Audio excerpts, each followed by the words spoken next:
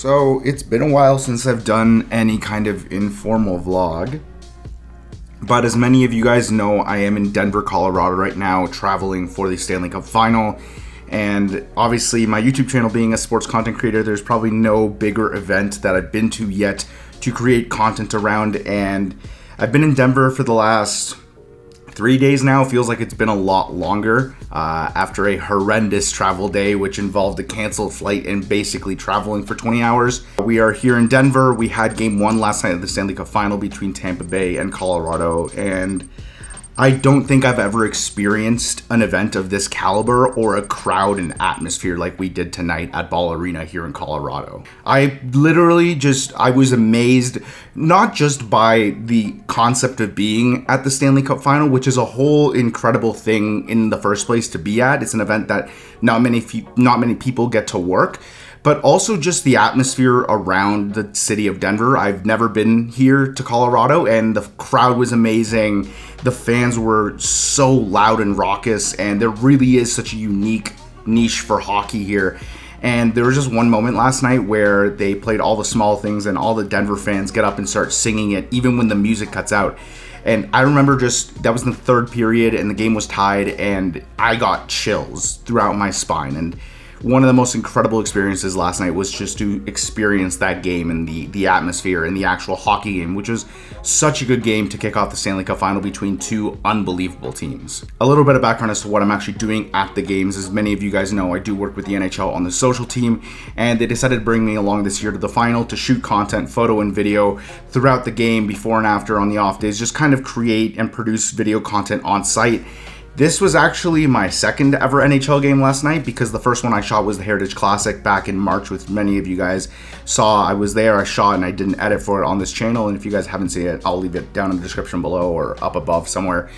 But this was the second NHL game I ever shot. The first one in arena, and an unbelievable experience. Again, two really good hockey teams, and I got a lot of great footage that I can't wait to comb through and look and kind of create content from. I think that's going to be what this vlog is going to be about. I'm thinking about going to maybe a cafe here in Colorado somewhere, hunkering down, getting some work done. We are in a hotel, but I just don't feel generally motivated working in a hotel room. So I love working in cafes. If you guys follow me on social, I try to do that at least once a week when we're back home. So I think for the rest of the vlog here, we're going to go check out downtown Denver. Again, never been here. Seems like a great city.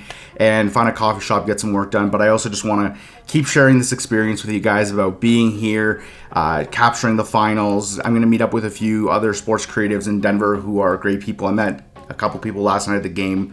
Incredible creatives, and might put them in the vlog later, who knows. But yeah, I'm gonna take you guys along. I'm excited to kind of showcase what I'm gonna be doing here over the next few weeks here between here and Tampa. So the timeline for you guys to understand is we're gonna be here in Denver until the weekend, until game 4. We're gonna fly to Tampa, and then we have another set, or till game 2 here in Denver, and then games 3 and 4 are in Tampa. So we're flying out this weekend to head down to Florida. So just so you guys have some context on the actual timeline of my trip. Can't wait to obviously show you guys more about my experience, tell you guys what I'll be doing. This is exactly why I started this channel, was to not just teach and educate, but share my experiences with you guys, because if you guys want to get into sports content, this is pretty much the top of the hill in terms of events you'll want to be at. I think one of the biggest things I learned yesterday is that despite the magnitude of it being a championship series, you pretty much have to treat every game like it's a regular season game to a degree. I mean, I think there's an added pressure of making sure you capture every potential highlight and every potential moment. But, I remember before the game, I was feeling a little nervous. Obviously, I didn't know what to expect. My coworkers here, who are all awesome, have been here before several years with the NHL. So this isn't their first rodeo, but it is for me. But really, when you get into it and you start shooting an event like that, you're just trying to get the shot no matter what. And thankfully, we had really good positioning along the glass, and then we had, the ability to roam around. I actually really enjoyed shooting from above the glass, kind of when you get up to the top of the 100 level. and it gave a better view at some points. But no, I think yesterday was a lot of experimentation and learning personally for me on, how to cover an event of this magnitude. And it was a pretty cool experience. It was definitely one that I'm going to take on moving on to the next few games and understand what I could do better and what I could capture better. I think there were a few moments that I missed personally, but I think everyone's the biggest critic of themselves. And at the end of the day, I did the best job I could, and I was pretty happy with what I captured at the same time. So the schedule for the next few days, so you guys have an idea. Today is June the 16th. So today, June the 16th, and tomorrow, June the 17th, we have 2 off days. The next game is game 2 on Saturday here in Denver. But obviously, I have work to do. I have a few edits to do. I want to comb through all my footage and get my selects ready to go. I have an edit that I have to create for a hype for the game on Saturday. So, like I said, we're going to head out to downtown Denver. I'm going to bring you guys with me. I want to shoot some scenics. I want to just check the city, see what it's like. Scenics are a big part, though, I think, for my hype video. I do want to showcase the city. There's a few places that are decked out in Avs gear, so I want to go check those out. And like I said, find a cafe, sit down, hammer out some work. I love working in cafes. Again, if you guys follow me on social, I try to do it at least once a week. I just like the change of environment, and any place where I can just sit down for a couple hours, put my head down, and really get to work while having a couple cups of coffee is probably my favorite place to work and edit. So I'm going to take you guys along with me. We're going to pack up the bag. We're going to head out of the hotel and see what we can find in Denver. Got all my gear here. I definitely got to figure out what I want to take with me and what I don't. It's a bit of a mess. I kind of just got back home after the game yesterday and dumped everything on the ground because I was just exhausted. We have our little workstation here as well. I got my laptop, got a little desk, SD cards. We had some excellent pizza last night from Sexy Pizza in Denver. If you're in the Denver area, I would recommend it. Fantastic stuff. Was it fun? No, it was boring and I wanted fun. Why was I so dumb? I wasn't dumb. Left the cafe for a bit, went up to Fresh Tape Media's office. If you guys don't know who Fresh Tape is, really dope social media production company based out of Denver. Jared, one of the guys who runs it, super great guy, gave us a quick tour, met some Bleacher Report people, a couple co-workers of mine were there as well. So now I think we're in the Arts District, Santa Fe in Denver.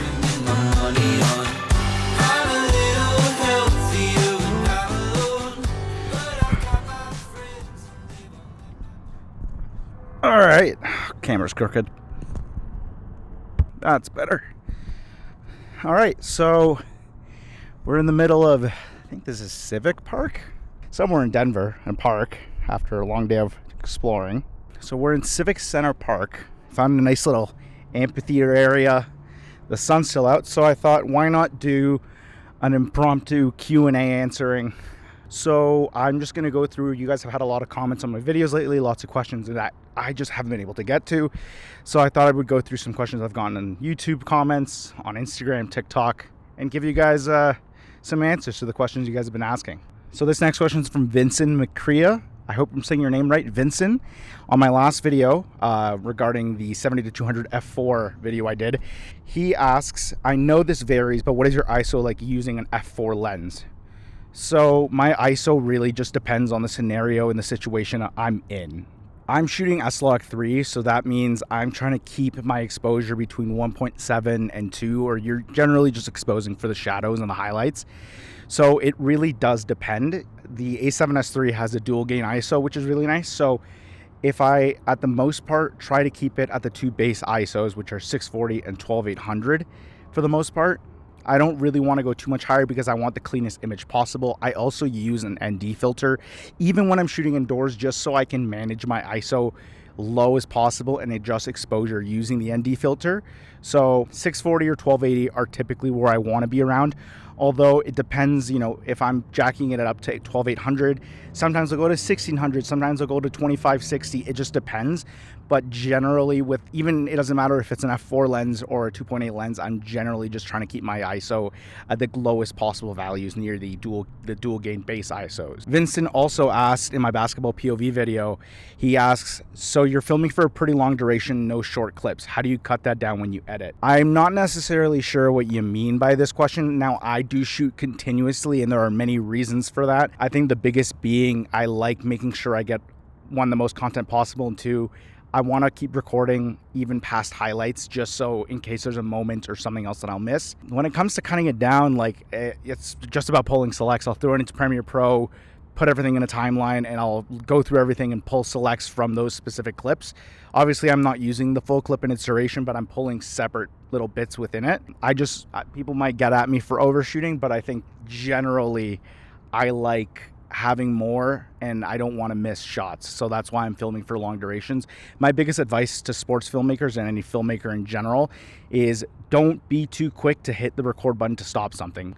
If you're shooting, whatever sport, basketball, hockey, after there's a score, say someone scores a goal or someone, gets a slam dunk or whatever, keep recording. Don't hit the record button to cut it right away, because you might miss celebrations. You might miss a moment after the actual goal. Just keep on recording for maybe 5 to 10 more seconds, 20 seconds after the actual moment, because you never know what you could get or what you might miss if you cut the recording too quickly. So R. Smith Media asks, what are your thoughts on After Effects for sports videos? So I love using After Effects. It's a great program. I think I've only scratched the surface of what the capabilities of that program are, but for the most part, I'll give you some context into my editing workflow. I will edit the majority of my video, the base video, the timeline, adding music, and the story is mostly built on Premiere Pro. And to be honest with you, you can do a lot on Premiere Pro with overlays and the effects on there, but if I want to do any really heavy transition work or any really heavy graphics or visual effects, what you can do is actually, if you right click on a couple of clips on your timeline, you can actually add it to After Effects in a composition, and it'll link between After Effects and Premiere Pro. So whatever you do on After Effects will immediately transfer to your timeline on Premiere Pro, which is a really cool feature. But I definitely think After Effects is a great program for video editors and video creatives to use, mostly just because you can do so much more. I think the interface is pretty intimidating, and I think the program as a whole is pretty intimidating. For the most part, there's so many things, so many effects you can do.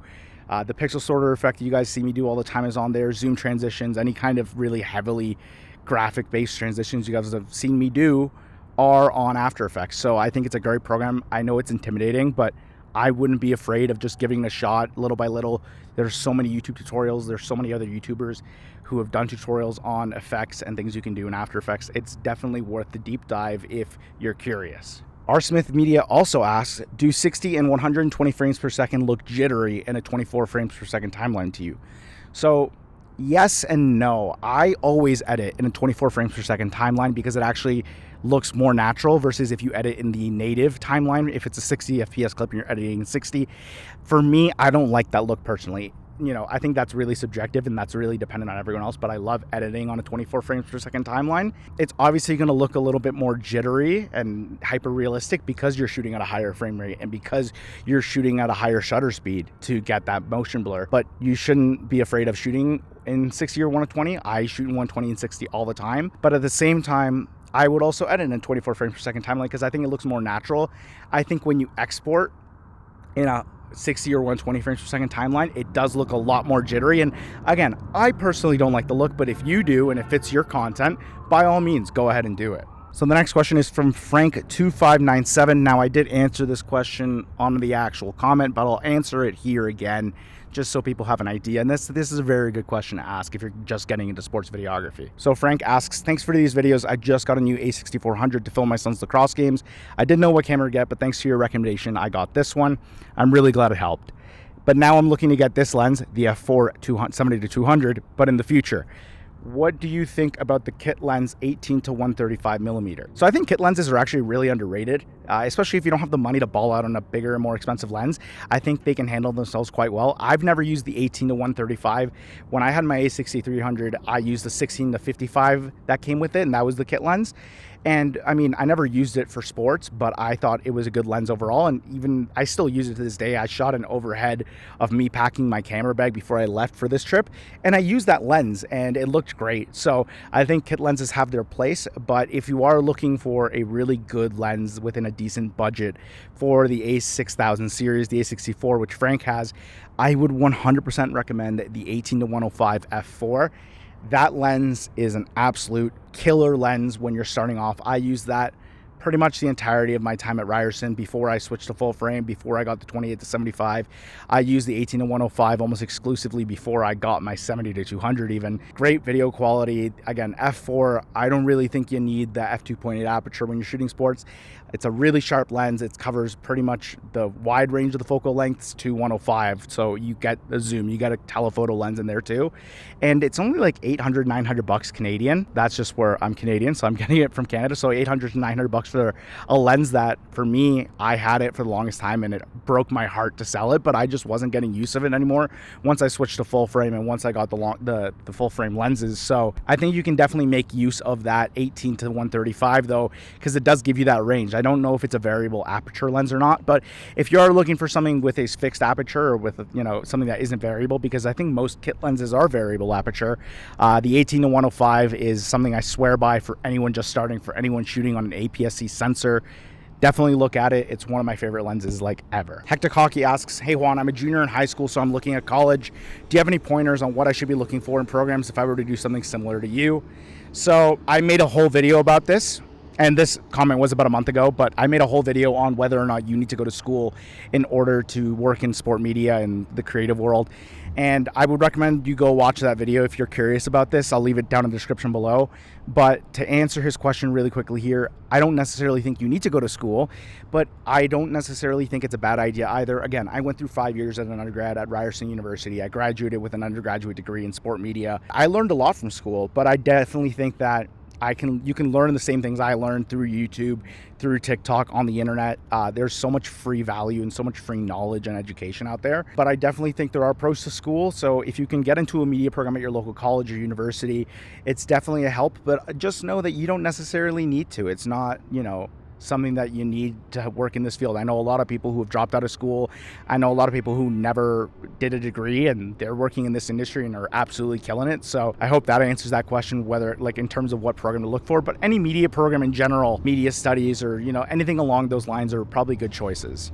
I got this question on my TikTok recently and I answered it on there, but I'll answer it here as well in case you're not following me there, which you should be. But from We Hate Tommy, interesting name, asked, can you make a video on traveling with camera gear and dealing with TSA? Do you have something set up or is it pre-check or what is it? So I always travel with my camera bag as my carry-on bag. Like I have my backpack with my camera gear that stays with me at all times.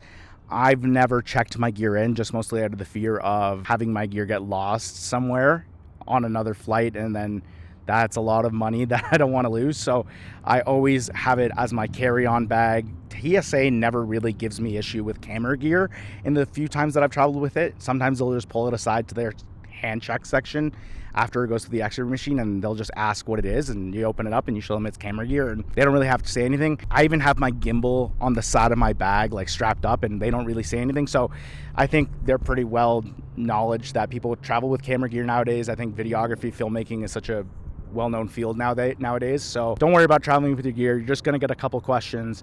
Really isn't that hard. Some people have been telling me, you know, you can pre-check and go through the, like, pass all that. So maybe look into that, but I've never had trouble with gear. Just, I would recommend having it in your carry-on. If you really need to put it in your checked luggage, I mean, that's just not what I would do. I get scared of checking my gear in just out of fear of losing it, but you don't really ever have issues with TSA. They'll see camera gear and they'll be totally fine with it. Another really common question I've been getting on my TikTok recently is what camera bag I use, and it is this guy. This is the DSLR In-Case Pro, the In-Case DSLR Pro camera bag, and I've had this for almost 2 years now, and it fits pretty much all my camera gear. Like I said, I have my gimbal on the side, back compartment. I would show you guys, but it's a really awkward position here in the park, so maybe I'll make a bag video. But yeah, the In-Case DSLR Pro camera bag, absolutely love it. Would recommend it to anyone who's looking for a new camera bag. It was like less than $150. Solid steal. The final question I'll do for this video, and this is one that I get very, very frequently on TikTok especially, is tips for people starting off shooting sports. And I've said this so many times, and I'll just keep saying it because I think it's the best piece of advice I can give anyone who's just starting off. The best way to start off is shooting what's local and accessible to you. So if you live in a town with high school basketball teams that are really good, or a high school football team that's really good, see if you can find a way to shoot that team, volunteer, offer your services, and just get out there and start shooting. It doesn't matter if it's a local high school team or maybe a local rec league. If you're in a town with a lot of college sports teams, try and apply for a job. Try and see if you can exchange your work for a media pass somewhere and just get out there and start shooting. I think the biggest thing that you can do for yourself when you're starting off is, start creating sports content. Go out, shoot games, create reels, create videos. If you want to start taking photography and shooting sports, start going to games in your community and shoot whatever you can. Post it on Instagram, and this way you'll be able to build a portfolio, whether it's free work or not. Just getting out there and shooting sports and getting work underneath your belt will help you so much more, because then you have proof of concept when a team or an organization who wants to hire you, you can show them what you've done in the past, and it'll hopefully get you work in the future. So if you're just starting off, shoot what's locally accessible to you. High school teams, local rec league teams, it doesn't matter. Trust me, just get out there and start practicing. It's like a muscle. The more you do it, the better you'll get at it. Start editing videos, just start doing it. I think it's really important just to get your foot through the door in this industry, and the more you do it, the better you'll be at it. All right, I think that does it for this Q&A. So it's 6:30. I got to get back to the hotel. I'm going to be meeting up with a few friends tonight, so we're going to pack all this up and we're going to head back to my hotel. I'm actually going to be meeting up with a few fellow sports creatives. Campbell Dunn, who shoots for the MLB and the NHL, who I got to work with last night during game 1. And I'm actually meeting up with Matt Ferracci, who's probably someone you might recognize if you're in the sports creative world. Does a lot of really cool stuff for the MLB, and he's a Denver local. So we're going to grab some drinks. Maybe they'll make an appearance on this vlog. We'll see, but let's head back to the hotel. The one thing I wasn't prepared for in Denver was the weather, because it is hot out here. It has been hot all day. I definitely packed summer clothes for Tampa, but I didn't expect to need them here in Colorado. I didn't know what to expect, but it is hot. I am sweating, and I could use a water right now. What's going on? This is editor Juan from the future, or from the present really, since I'm now in Toronto, Ontario. The Stanley Cup playoffs have long passed. I still wanted to bring you guys this vlog though, because I thought there was a lot of value in it. I just wanted to share a little bit of the experience. More videos on the experience will be coming, of course, but I am going to end it off here. I didn't really shoot much with the guys when I was there, mostly just because I was trying to hang out and have a good time. But we did meet up for drinks. Two awesome guys. I will leave both of their Instagrams down below. You should definitely follow them. Very talented creatives in their own right, and just two really dope dudes. And that does it for this video. Expect, like I said, more videos talking about my experience at the Stanley Cup Final. It was unbelievable. Now that I'm done and looking back at this video that I edited now, this version of Juan was not ready for everything I got to experience, but I will talk about it in future videos. Right now, I'm going to be on my way to Montreal for the NHL entry draft. So by the time this video is out, I'm either in Montreal or the draft is passed. I'm going to try and get this up by the time I'm in Montreal. So if you guys have made it this far, I really appreciate you guys watching. If you guys enjoyed the video, if you took anything away, make sure to give me a like down below. And if you're new here and enjoy this kind of content, make sure to hit subscribe down below, as I would really appreciate it. And that does it for me for this video, so I will catch you guys in the next one. Peace.